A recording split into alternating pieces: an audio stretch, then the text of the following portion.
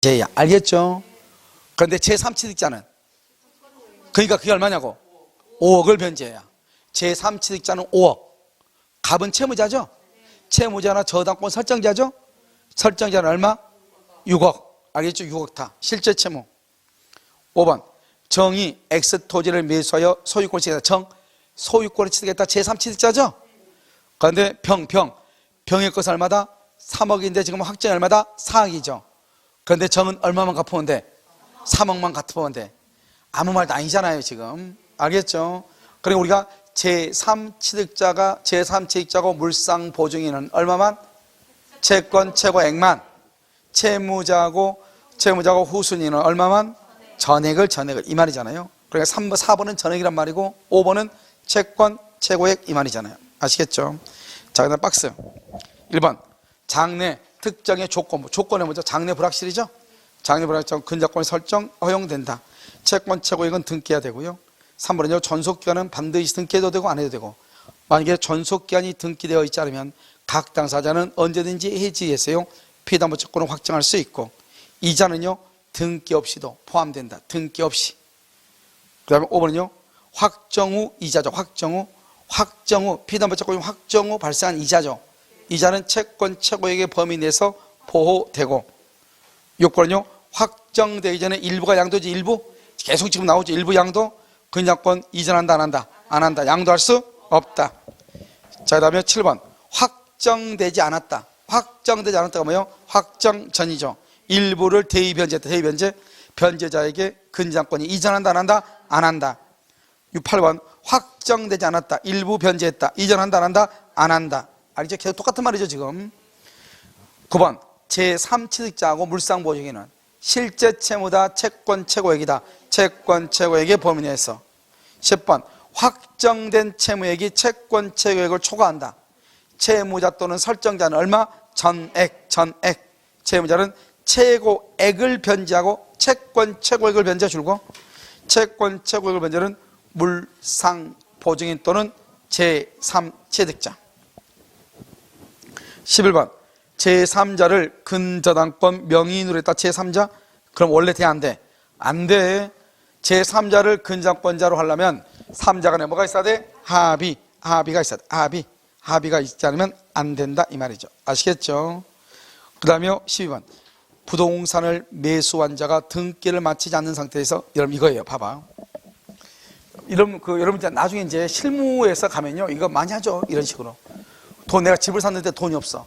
대출 받아야 되는데 아직 내 앞으로 등기 안 됐으니까 내 앞으로 돈을 대출 받을 수가 없는 거예요. 알겠죠? 그러니까 어떻게 한다? 집주인 앞으로 대출을 받죠. 집주인을 채무자로 해가지고 은행하고 합의를 해가지고, 그리고 난 다음에 이제 대출 끝나고 난 다음에 이제 다시 채무자를 바꾸는 거죠.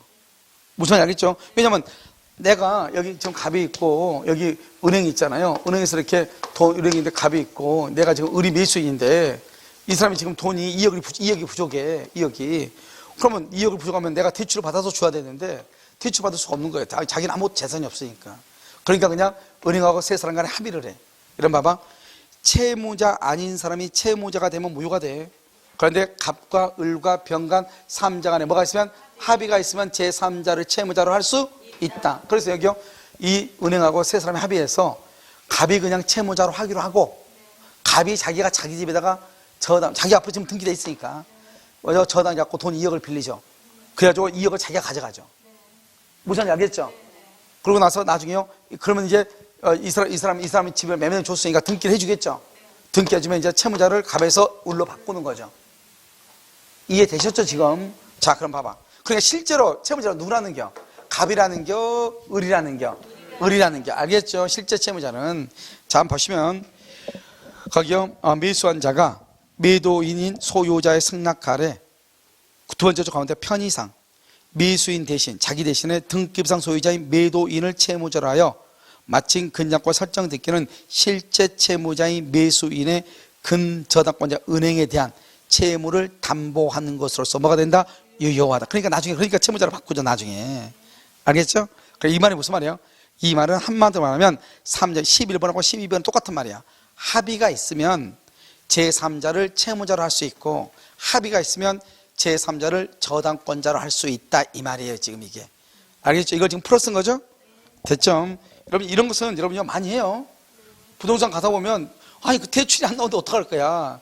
대출은 해야 되고, 그럼 은행 가서 이제 물어보지. 이 사람 신용 괜찮냐? 괜찮다 하죠. 그럼 이 사람 나중에 집 있으면 그러면 대출 받냐? 나오냐? 나온다. 확실하냐? 확실하다. 그럼 이렇게 대출해 줄래? 응, 알았어. 하고 나중에 이제 등기 치고 가서 해주면 은행 직원이 이미 다 조사해 놨죠? 은행 직원이요 바꿔주죠. 알겠죠? 그래서 채무자 변경이라고 하는 거예요. 그래서 우리 보면 근저당권 존속 기간 동안에 채무자를 변경할 수 있죠? 그럼 변경 후에 것만 책임진다. 이 말이죠? 그것을 얘기하는 거예요. 자, 그 다음에 13번 전속기회나 결산기가 도래하면, 그런데 14번은요 전속기회나 결산기가 없죠. 그러면 언제든지 해지를 해. 그래서 뭘 한다? 확정시킬 수 있어. 중요한 것은요 여러분 써봐가기요 파산선고, 회생절차 개시, 파산선고, 회생절차 개시. 그러면요 뭐가 돼요? 법정 뭐죠? 피담보채권이 확정이 돼. 됐죠?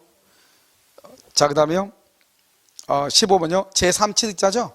물상보증은 채권 최고액의 법인에서, 알겠죠? 실제 채무가 아니고 변제하고 소멸을 청구하고, 근저당권자가 경매를 신청하죠. 그러면 이제 경매 신청 시 확정, 처하에도 번복되지 아니한다. 이렇게 똑같아. 요 밑에 하고. 자, 그 다음에 2번요 여기 이전의 부기, 이전 잘 봐. 양도하고 이전하고 있어. 이전 동그라미가 그 위에다 써. 양도의 부기등기라고 써봐. 옆에다가 그 위에다가. 이전의 부기등기는요 무슨 등기만 말소하면 돼요? 주등기만 말소하면 부기등기는 등기관이 직권을 말소를 해. 그런데 지금 양도의 부기등기라고 되어 있어? 양도의 부기등기는요 옆줄 거 썼죠? 양도의 부기등기라고 써. 양수인을 상대로 말소 청구해. 양수인을 상대로. 양도의 부기등기는. 이전의 부기등기는, 이전은 누구요? 주등기를 말소를 해. 그러면요 나머지는 직권 말소해. 됐죠? 자, 그다음 17번은요 이것도 이제 우리 시험에 한번 나왔죠. 근저당권 설정 등기가 원인 없이 말소해요. 그러면 근저당권을 소멸한다 안 한다? 안 하죠. 등기로 효력 발생 요건이죠. 그런데 우리 아까 등기법에서 했어. 그런데 말소 회복은 누구한테 청구한다? 말소 당시 소유자. 그런데 말소 회복을 하기 전에 경매가 돼버렸어. 그러면 더 이상 말소 회복 등기를 청구할 수가 있다 없다? 없다. 어차피 말소 회복을 해도 말소가 되니까, 경매로 인해서. 알겠죠? 그래서 매각 허가 결정이 확정되죠. 그러면 말소된 근저당권도 당연히 뭐가 된다? 소멸하고 말소 회복을 청구할 수 있다 없다? 없다 이렇게. 자, 이제 18번은 여러분요 조금 이제 봐야 되는데요. 여기 변제할 정당한 이익이 있는 자가 채무자를 위해서 확정된 근저당권에 확정되지 않은 것이 확정돼서 근저당권이 4억짜리가 3억 5천으로 피담보채무 일부가 얼마냐? 3억 5천인데 그중에서 2억을 갚아줬다 이 말이죠. 일부를 대위 변제했다. 근저당권자는 대위 변제자에 대해서 우선 변제권을 갖는다. 이렇게 되어 있나요? 자, 그 밑에 한번 봐봐. 까맣게 된 거. 채권자가 대위 변제자에게 일부 대위 변제했다는 저당권 일부 이전에 무슨 등기? 부기 등기. 알겠죠? 부기 등기를 할 의무가 있고, 그래서 여기도 채권자는 일부 대위 변제자에 대해서 우선 변제권을 갖는다. 이 말이 무슨 말인가? 이 말이죠. 자, 봐. 이건 우리 시험에 아직 안 나왔어. 지금 여기요. 여기 봐봐. 갑이 있고 여기 을 있죠?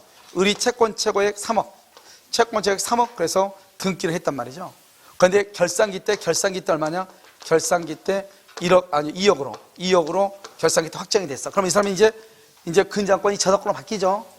그런데 여기에서 병이 갑을 위해서 병이 을한테요 1억을 갚아줬어. 1억을 갚아줬어. 확정돼. 3억인데 2억으로 확정이 됐어. 확정이 된 상태에서 병이 1억을 변제했어. 그럼요 이 사람의 저당권은 얼마다? 2분의 1. 병의 저당권은 얼마다? 2분의 1이에요. 이렇게 저당권을 같이 가지고 있죠. 이걸 뭐라고 그래? 저당권을 같이 가지고 있는 걸 뭐라고 그래? 공유죠? 무슨 공유라고 그래? 이것을 준공유라고 그래. 준공유다 이렇게. 준공유다 이렇게 얘기해요. 준공유다. 알겠죠? 준공유 이렇게. 공유에 준한다 이 말이죠. 여기도 얼마? 2분의 1. 여기도 얼마? 2분의 1 이렇게.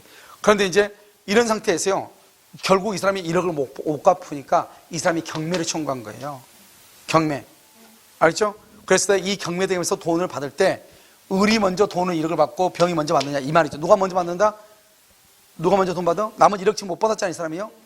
알겠죠? 그래서 을이 먼저 1억 받고 그 다음에 이 사람이 1억 받는다 이 말이죠. 대의 변제한 것이니까. 알겠죠? 그래서 거기 보면 채권자는 누구죠? 을은 대의 변제자 병에 대해서 우선 변제권을 가진다. 이렇게. 알겠죠?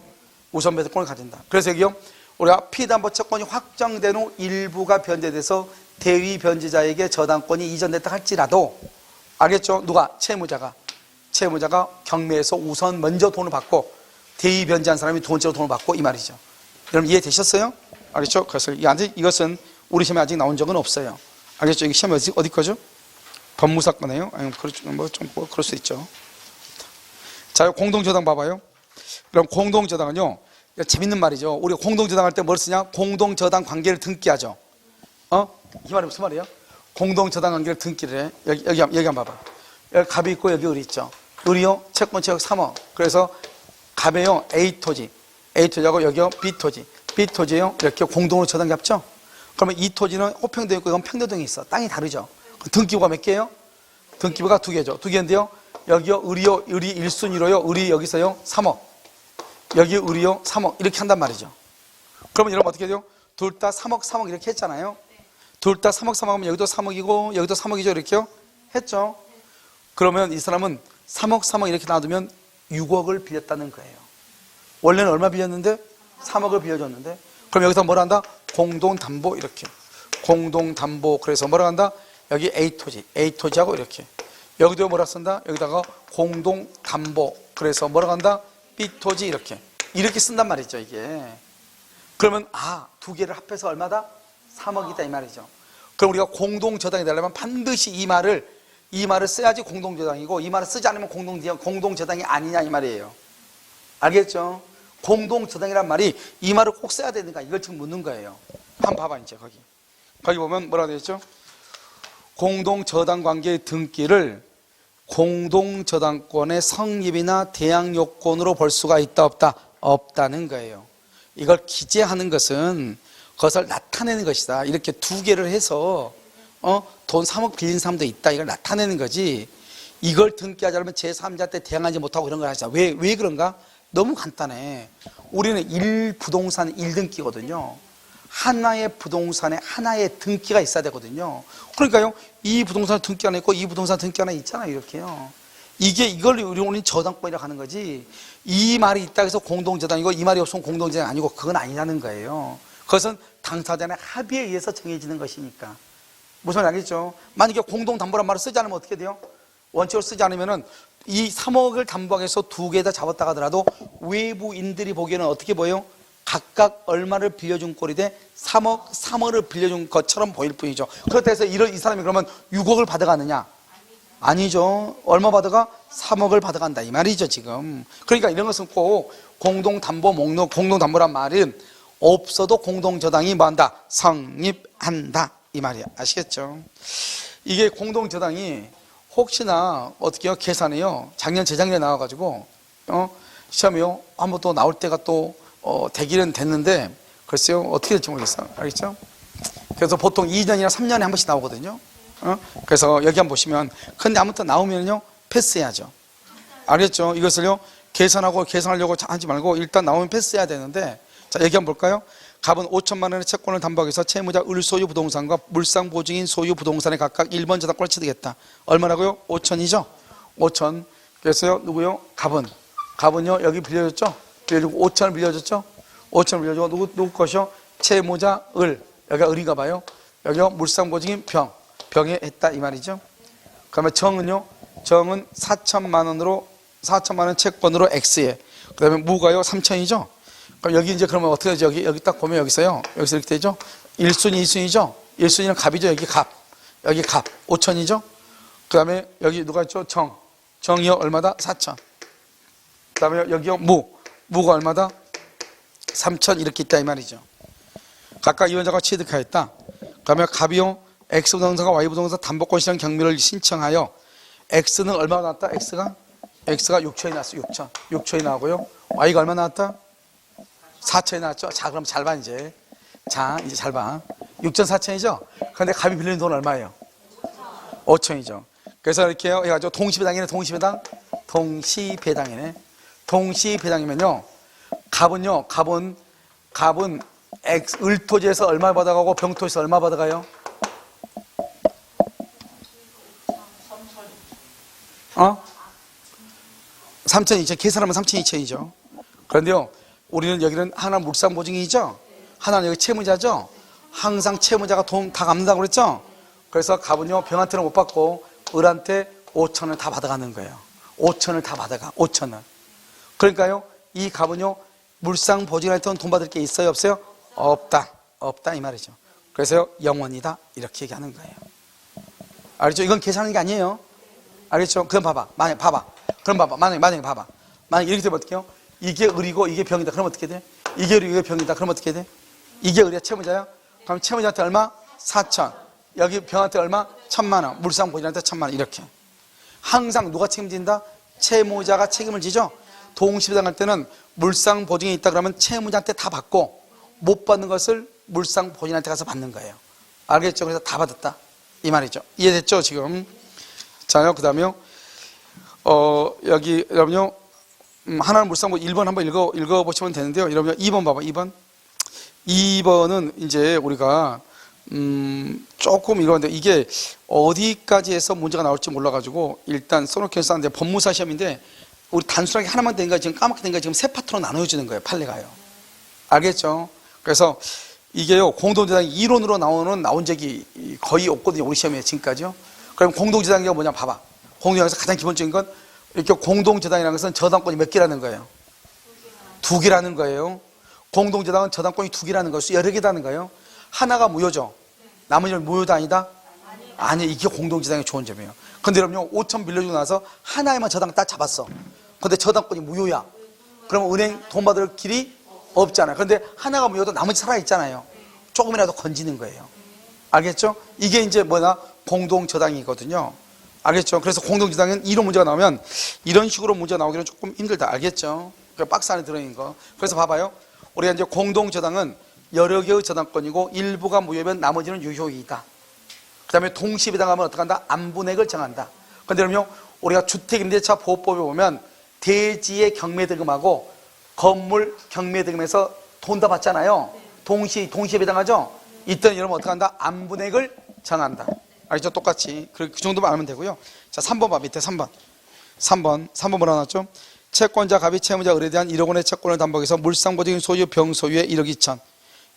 정이 누구야? 물상보증이 여러 명이네요. 정의한테 8천. 알겠죠? 이렇게. 그러니까 여기 형인가 봐요. 동생들만 형 돈 없나 봐요. 알겠죠? 자, 여기 한번 보시면 채권자 갑이요, 채무자가 을이네요. 채무자가 1억을 빌렸네요. 빌려주고 나서요, 이렇게요. 여기는 병이고요, 여기는 정이고요. 병은 얼마짜리? 1억 2천짜리. 여기는 얼마짜리? 8천짜리. 이렇게요. 여기다 공동저당을 잡았네요. 공동저당 잡잖아요, 이렇게요. 그러면 1순위, 2순위죠. 1순위는 갑이요, 얼마? 1억이죠.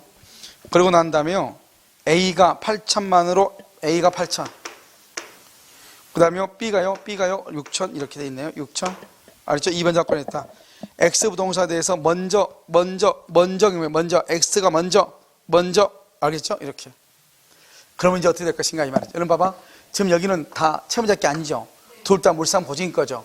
그럼 물상보증인권 어떻게 한다? 먼저 항상요, 동시배당으로 먼저 계산을 해야 돼. 먼저 계산 항상 해야 돼.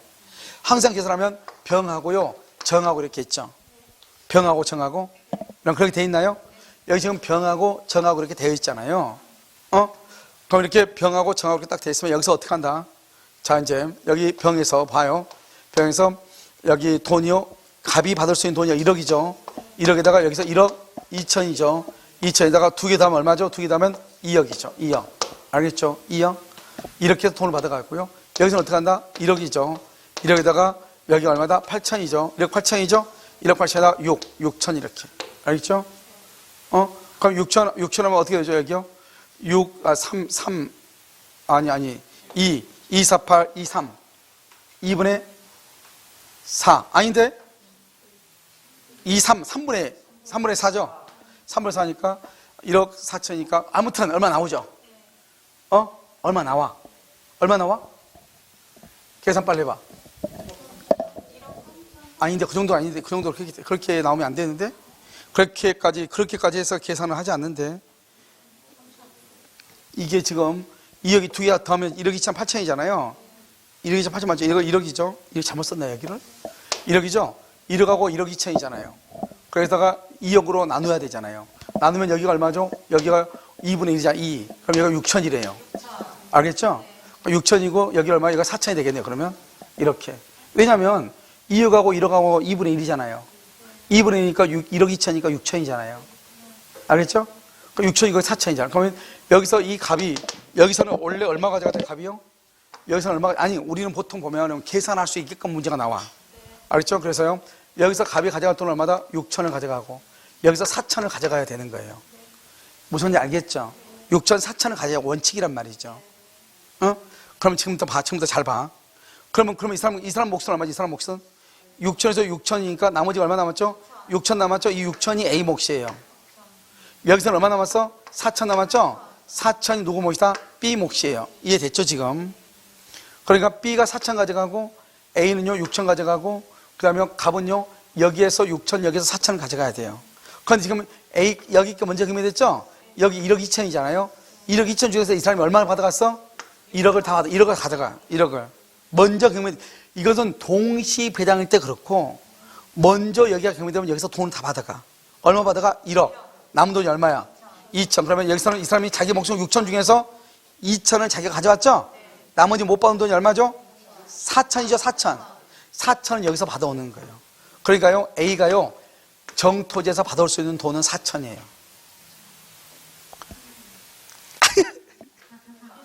죄송해요. 내가 해놓고도요. 미안하네요.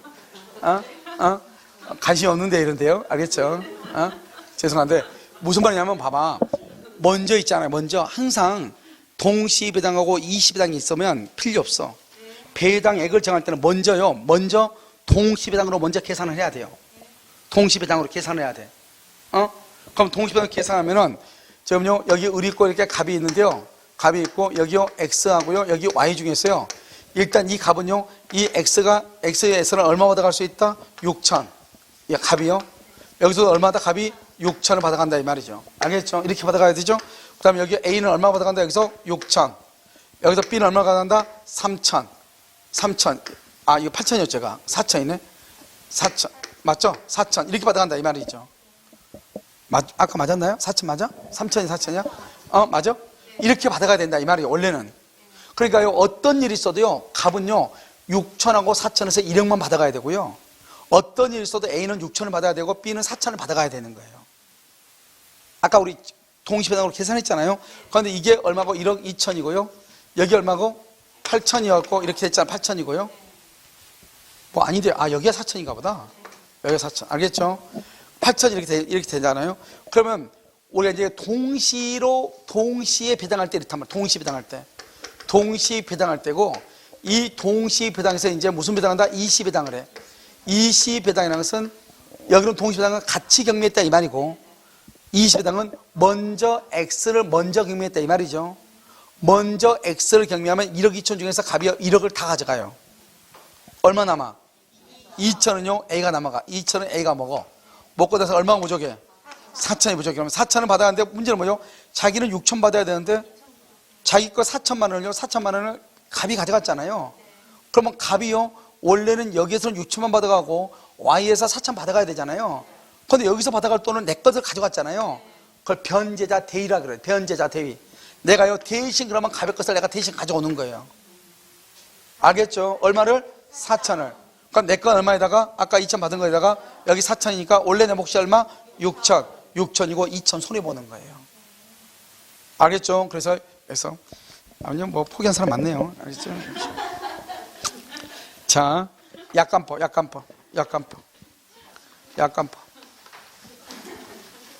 왜냐면 이것은 우리가 굳이 막 계산 안 해도 눈으로 볼 수 있게끔 하는 건데 여러분요 마지막에요 한 번 더 계산하는 방법 잊지 않게끔요 마지막 날 있죠 금요일 날 한 번만 살짝 한번 해보면 돼. 알겠죠? 3번만. 자, 계약법이죠? 자, 희한하게 약관법이요 다른 데는 한 번도 나오지 않았는데 작년에요 이게 나왔단 말이죠. 그럼 약관은 어떻게 하죠? 약관은 중요사항을 설명하기 어렵죠? 그럼 여러 가지 이런저런 자료를 이용해서 설명을 하라 이 말이에요. 알겠죠? 추가 자료서 방법에서 설명해라. 2번요 보험자가 중요 내용을 설명할 의무를 위반하죠? 그러면 어떻게 한다? 계약자는요 3개월 이내에 취소할 수 있어요. 몇 개월 이내에? 3개월. 이건 여러분 법에 나와 있어. 법에. 3개월 이내에 취소할 수 있다. 자, 3번은요. 최초 보험료의 지급을 받을 때부터. 우리는 어때 상법에 뭐라고 되어 있다? 보험은요. 첫 보험금을 지급할 때부터 개시가 돼. 여러분 혹시요 암보험이나 이런 거 한번 보면 뭐라고 나왔어요? 바로 지급한다고 돼 있어? 안 한다고 돼 있어? 안 한다고 돼 있어. 암보험은요? 아, 몇 개월? 6개월 있다가 암보험, 이런 보험 들어가죠. 암 같은 거. 보험 딱 들었는데 오늘 보험 넣고 내일 안 걸렸어. 그럼 줘, 안 줘? 원래 그럼 안 돼. 원래 보험은요, 보험금 넣자마자 주라고 돼 있어요. 법에는 그렇게 돼 있다고. 그런데 만약에 최초 보험료 지급을 받을 때 개시한다고 규정하고 있는데 법에 그것과 다르다. 그러려면 어떻게 해야 돼? 보험자가 설명을 해야 돼. 그러니까 여러분 보험회사에서 암보험은 얘기하죠. 암보험은 몇 개월 있다가 보험이 됩니다. 이렇게 말을 해줘. 그래서 만약 그 말 안 쳐? 그러면 내일부터 이러면 자동차 보험 뭐 그런 거 없죠? 들면 그냥 바로 그냥 개시되죠? 그게 원래 보험의 원칙이에요. 자동차 보험 들면 바로 그냥 0시부터 시작되잖아요. 그게 원칙이라고요. 그러니까 자동차 보험 0시에 들어놓고 0시 12초에 사고 내버리면 어떻게 돼? 보험 혜택 받아 못 받아? 받죠. 알겠죠? 받는단 말이죠. 이해됐죠? 그런데요, 다른 보험들은 그렇지 않는 보험들이 있단 말이죠. 그러려면 보험회사가 나한테 설명을 해야 돼. 이해되셨죠, 지금? 자, 그건요. 그 다음에 4번은요, 보험자가 약관 내용의 개요를 소개하는 것이라는 내용의 면책사고에 해당하는 것을 확인하는 기재의 내용부가 안내문을 줬다. 이 말이 무슨 말이냐? 이런 거예요. 이런 것은요, 잘못하면 보험 혜택 못 받아요. 그거 내가 보내놨으니까, 문자 보내놨으니까 한번 읽어보세요. 이렇게. 알겠죠? 이건 중요한 거니까 꼭 읽어보세요. 하고 이렇게 자기 딴에는 또 확인한다고 또 문자로 보내준단 말이죠. 그건 설명이 아니죠. 알죠? 문자로 준 거 설명한 것은 아니죠. 그것은 설명했다고 볼 수가 없다. 이 말이에요. 자, 보험계약자가요, 보험 내용을 충분히 잘 알고 있죠?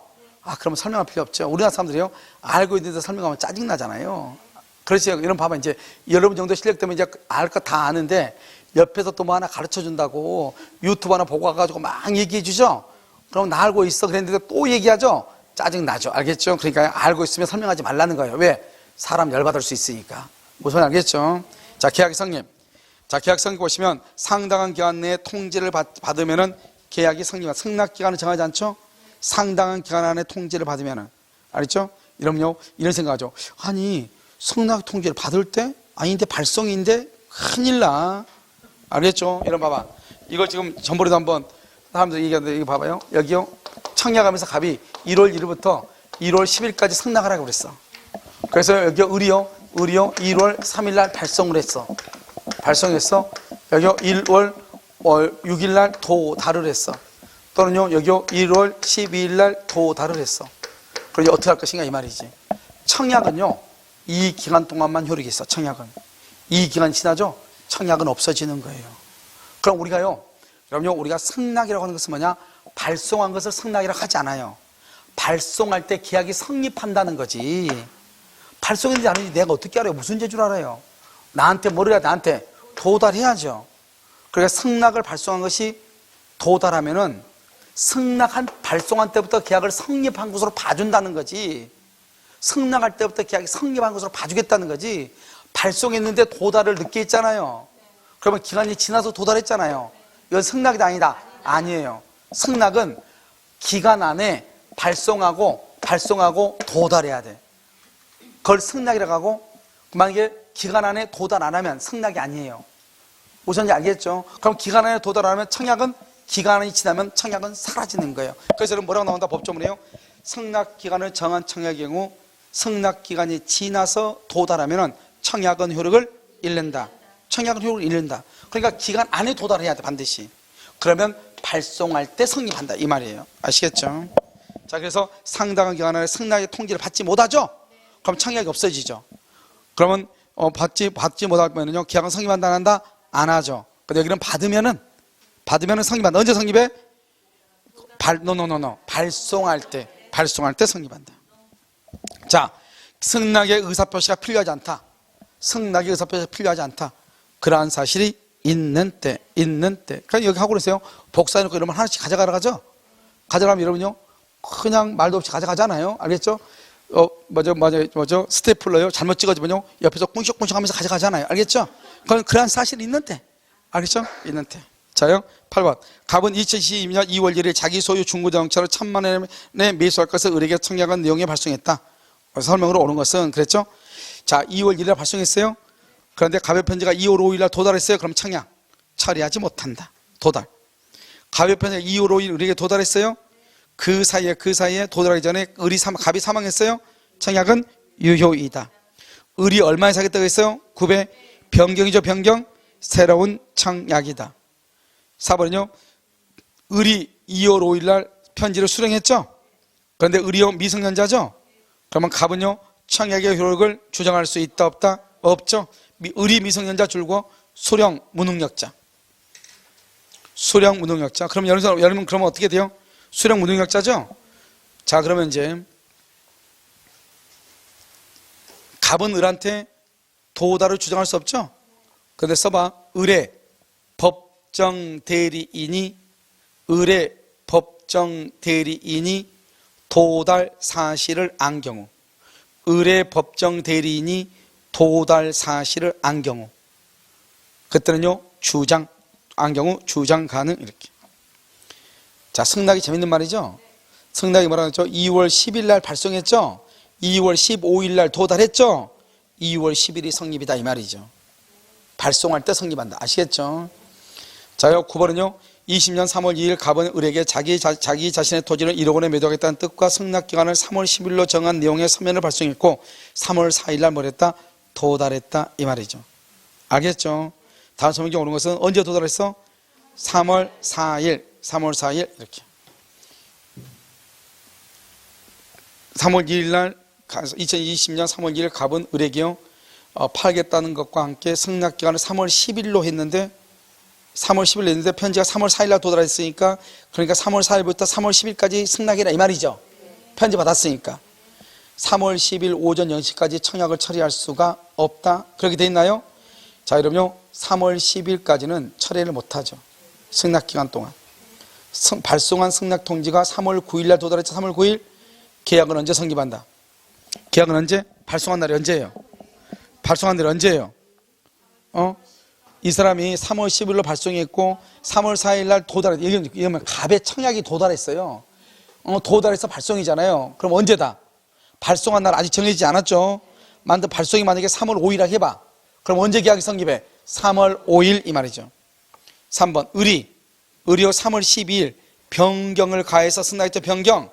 근데 변경을 승낙을 뭐란다? 새로운 청약. 갑이 곧바로 승낙하죠.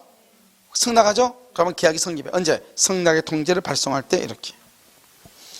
4번 3월 9일 날 발송한 통지가 3월 11일까지인데 11일이죠.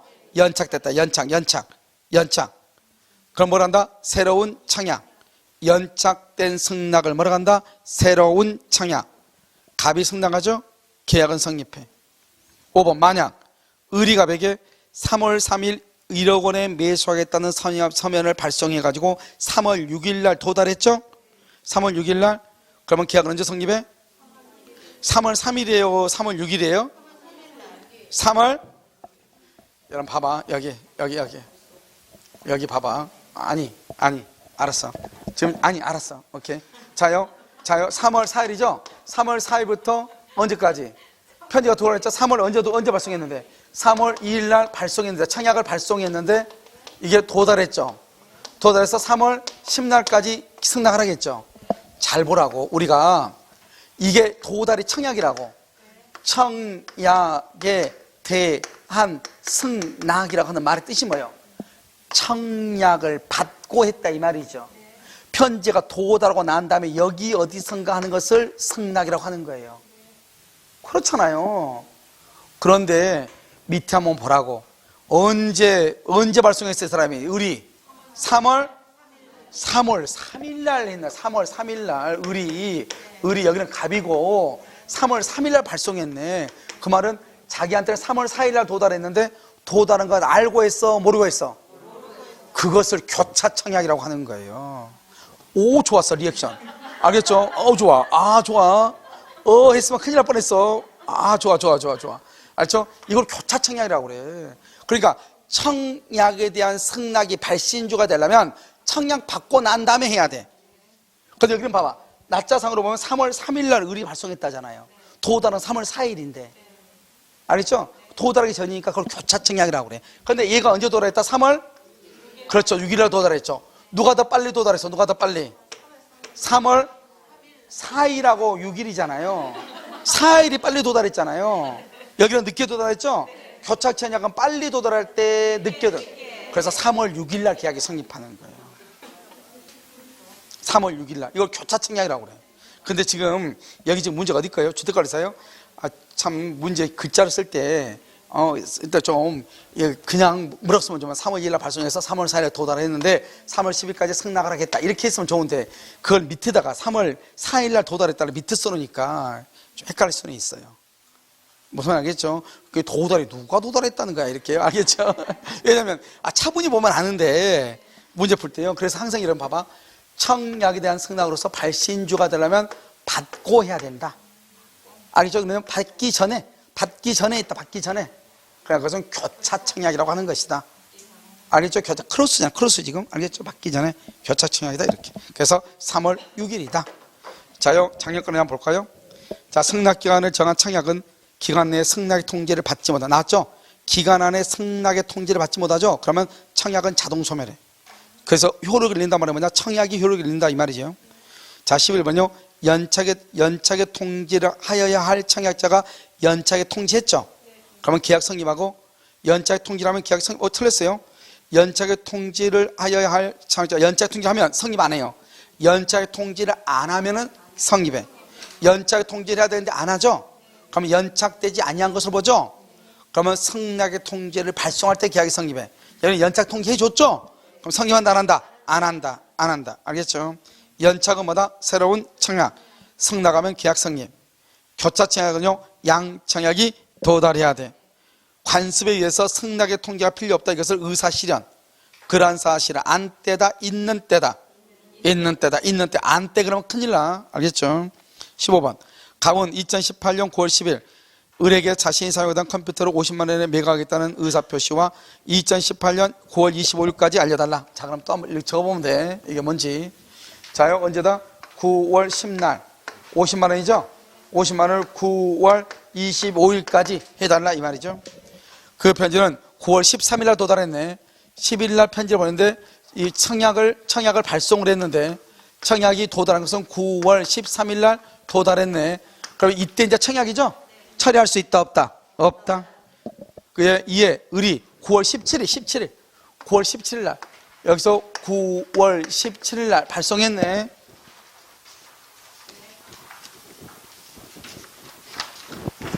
자요, 9월 17일 날 매수하겠다는 승낙의 편지를 발송했다. 옳은 것은 그랬죠? 1번. 갑이 발송한 편지를 9월 19일 날, 갑은 을이 발송한 것을 9월 19일 날 받았어. 25일까지죠? 17일이니까 19일 날 받았어. 그럼 언제 계약이 성립해? 17일 날 도달하면 발송할 때. 그래서 개봉했다 또. 개봉이란 말을 썼네요. 알죠? 개피했죠? 읽어봤다 이 말이죠? 개봉박두. 자, 9월 17일 날 계약이 성립한다. 읽든지 말든지 그거 중요하지 않아. 먼저 발송할 때. 을이 승낙의 의사표시를 하였으므로 을이 발송한 편지를 갑이 25일까지 받지 못했죠? 그럼 받지 못했으면 청약은 자동적으로 소멸이네요. 연착이네요.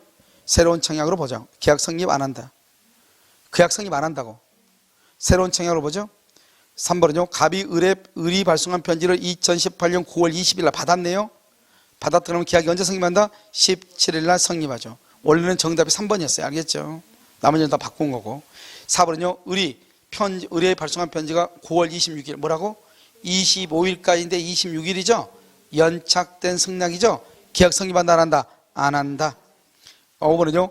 을이 9월 17일 매수하겠다는 편지를 발송하기 전까지 특별한 사정이 없는 한 갑은 매각의 의사표시 줄고 청약이죠? 청약을 처리할 수 있다 없다? 없어요. 청약은 이미 뭐 있어? 9월 13일 날 도달했죠? 그러니까 뭐 할 수 없다? 처리할 수 없다. 알죠? 여러분 이것은 봐봐. 이런 유형의 문제가 나면 조금 천천히 또박또박 읽으면 돼요. 알겠죠? 자, 계약재성 완책임이죠? 자, 16번을 보시면요. 원시적, 객관적, 전부적. 무효가 원칙인데요. 무슨 이익배상이다? 신뢰 이익배상이죠. 자, 17번은요. 우리가 이제 교섭단계 줄고요. 교섭 단계. 그럼 교섭 단계가 뭐예요? 계약 체결 전이죠. 그래서 교섭 단계 써, 동그라미하고. 교섭 단계란 말이 딱 나오잖아요. 왜냐하면 지금 우리가 계약체에서 관리 책임이 지금 3년째가 안 나왔어. 그래서 나올 가능성이 있단 말이죠. 교섭 단계란 말이 딱 나오잖아요. 그럼 교섭 단계란 말이 딱 나오면 봐봐. 첫 번째요, 체결 전이죠. 체결 전이니까요. 이것은 원시적 불능이에요. 원시적 불능이니까 무슨 이익을 배상해요? 신뢰 이익을 배상하고요. 우리는 계약을 체결할 의무가 있어요, 없어요? 없어요, 의무가. 그래서 우리가 채무불이행이란 말이 나와 안 나와? 채무불이행이란 말이 나올 수가 없어요. 알겠죠? 채무불이행. 왜? 계약 체결하기 전이니까. 알겠죠? 채무불이행이란 말이 나올 수 없고 의무가 없고 신뢰이익이고 원시적 불능이다 이 말이죠. 아시겠죠? 그런데 여기 또 한 가지요. 계약 체결상에 과실 책임이 있어 없어요? 계약 체결상 과실 책임이 있어 없어? 없어요. 계약 체결상 과실 책임은 일단 계약은 체결했는데 건물이 매실되고 없더라. 그 전에 이미 이거란 말이죠. 그런데 여기는요, 교섭 단계잖아요. 계약을 체결한 적이 있어 없어? 없죠. 그래서 계약 체결상의 과실시키는 말도 나오지 않는 거예요. 알았죠? 뭐는 나올 수 있다? 그래서 불법행위만 나올 수 있다. 불법행위. 알겠죠? 자, 한번 볼까요? 상당한 이유 없이 거부하죠. 상당한 이유 없이, 이유도 없이 체결을 자기 멋대로 거부를 했으니까 상대방한테 피해를 입힌 거죠. 불법행위, 실리익 배상을 한다. 여러분, 계약체상 관리책임에서 가장 중요한 키워드가 뭐예요? 일방은 악이나 과실, 상대방은 선의 무과실. 다시, 일방은 악이나 과실. 반드시 상대방은 선의 무과실. 봐봐, 일방이 과실이야, 상대방도 과실이야. 그러면 계약체상 관리책임이 있어 없어? 없어. 일방은 무조건 불능을 알았을 자는 알았다 그러면 알 수 있었을 자 과실. 상대방이 불능을 알 수 있었다 과실. 둘 다 과실이죠? 그럼 책임자 안져. 한 사람은 무조건 악이다 과실, 다른 사람은 무조건 선의 무과실. 자, 19번. 갑이 그 소유 도자기를 을에게 매도하는 계약을 9월 7월 15일에 체결했다. 14일날 이미 봐봐. 여기 이게 바로 계약체에서 관리책임이야. 체결했다. 그런데 건물이 이미 14일날 망가졌다. 알겠죠? 이것을 무효라고 그래. 이런 생각을 해봐. 봐봐. 여기 봐봐. 우리가 유효, 무효는 언제 나와요? 체결하기 전에 나와요? 체결하고 난 후에 나와요? 법률이 성립하고 나서 효력 요건에 대해서 유효, 무효, 취소가 나오죠. 처음부터 불성립이다, 계약이 성립하지 않았다, 그러면 유효, 무효, 취소가 나와 안 나와? 안 나오죠. 이해됐죠? 그러니까 체결. 그래서 이렇게. 자, 1번. 갑과 을 간의 계약은 뭐가 된다? 무효. 이미 파손이니까 원시적 불능이죠? 무효. 그런데요, 계약을 체결해서 200만 원 비용을 들었다. 계약을 체결하기 위해서 200만 원 실례액이죠. 그래서 청구할 수 있다. 실례액 배상을 청구하려면 어떻게 해야 돼요? 갑은 반드시 악이나 과실, 을은 반드시 선의 무과실. 무과실은 요구되지 않는다? No. 요구된다. 알겠죠? 요구된다. 이렇게. 4번. 갑이 계약 체결 당시 도자기가 파손된 사실을 갑이 몰랐고 잘못이 없어. 갑은 반드시 뭐가 돼야 돼? 악이나 과실. 그런데 선의 무과실이잖아요. 그럼 된다 안 된다? 안 돼. 을은 반드시 선의 무과실, 갑은 반드시 악이나 과실. 그래서 과실이 없다면 배상 책임 진다 안 져. 무슨 이익? 신뢰 이익. 뭐를 넘지 못해? 이행 이익을 넘지 못한다 이란 말이에요. 무슨지 알겠죠? 그래서 이행 이익을 넘지 못한다 이렇게. 여러분요, 동시행 한 몇 건 하고요. 여기는 잠깐 쉬었다가요. 거의 뭐 1시간이나 좀 더 하면 될 것 같아요. 알겠죠?